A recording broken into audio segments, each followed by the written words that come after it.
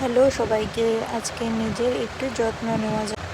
বাড়ির কাজের ফাঁকে নিজের যত্ন নেওয়া খুবই প্রয়োজন। বেশি কিছু না, খুব সিম্পলভাবে নিজের যত্ন নিচ্ছি। প্রথমে ফেস ওয়াশ করে নিচ্ছি, তারপর স্ক্রাব করে নেব। স্ক্রাব করার পর ফেসে কত ট্যান রিমুভ হয়ে যায়। ফার্স্ট টাইম ভয়েসে ভিডিও করছি, কোনো গন্ডগোল হলে একটু অ্যাডজাস্ট করে নিও প্লিজ। তোমাদের সাথে কথা বলতে বলতে দেখো আমার স্ক্রাব করাও হয়ে গেল। এবার দেখো ফেসটা কত ট্যান ফ্রি লাগছে। এবার হেয়ারে অয়েলিং করব। আমি 3টে অয়েল একসঙ্গে মিক্স করে হেয়ার অয়েলিং করব। প্রথমে একটু বাজাজ আমন্ড অয়েল নিয়ে নিয়েছিলাম, তারপরে এখন একটু গ্লিসারিন নেব, এরপরে একটু ক্যাস্টর অয়েল নেব, নিয়ে ভালো করে এটা মিক্স করব।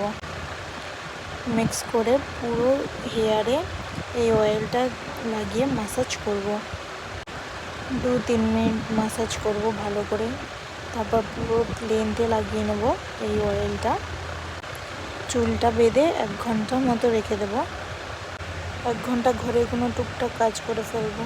আমার মাথায় প্রচুর ড্যান্ড্রফ আছে, তাই জন্য গুড ভাইবসের এই ড্যান্ড্রফ শ্যাম্পুটা ইউজ করব আর কন্ডিশনারটা ইউজ করব। শ্যাম্পু কন্ডিশনার ইউজ করে তারপরে আসছি। এই যে চলে এসেছি।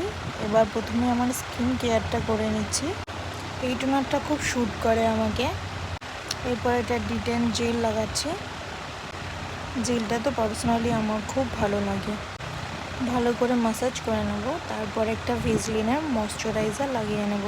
এই ময়শ্চারাইজারটা খুবই ভালো, লাইট ওয়েট আর সামারের জন্য খুবই ভালো। ফেস অয়েলি করে না।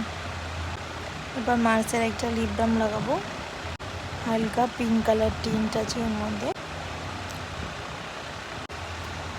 এবার হেয়ারে সিরাম লাগাবো। আমি গুড ভাইবসেরই একটা ক্যারাটিন সিরাম আছে, ওই সিরামটা ইউজ করি। বেশি লাগে না, 2 থেকে 3 পাম্প দিলেই হয়ে যায়। আমি ভেজা চুলে ইউজ করি, যাতে শুকানোর পর অনেক সিল্কি সফট লাগে আমার চুলটা, এর জন্য। এবার আমার রেজাল্ট দেখো, এত স্কিন কেয়ার পর স্কিনটা কত গ্লো করছে আর হেয়ারটা দেখো সিল্কি আর সফট। টাটা, বাই বাই, পরের ভিডিওতে দেখা হচ্ছে।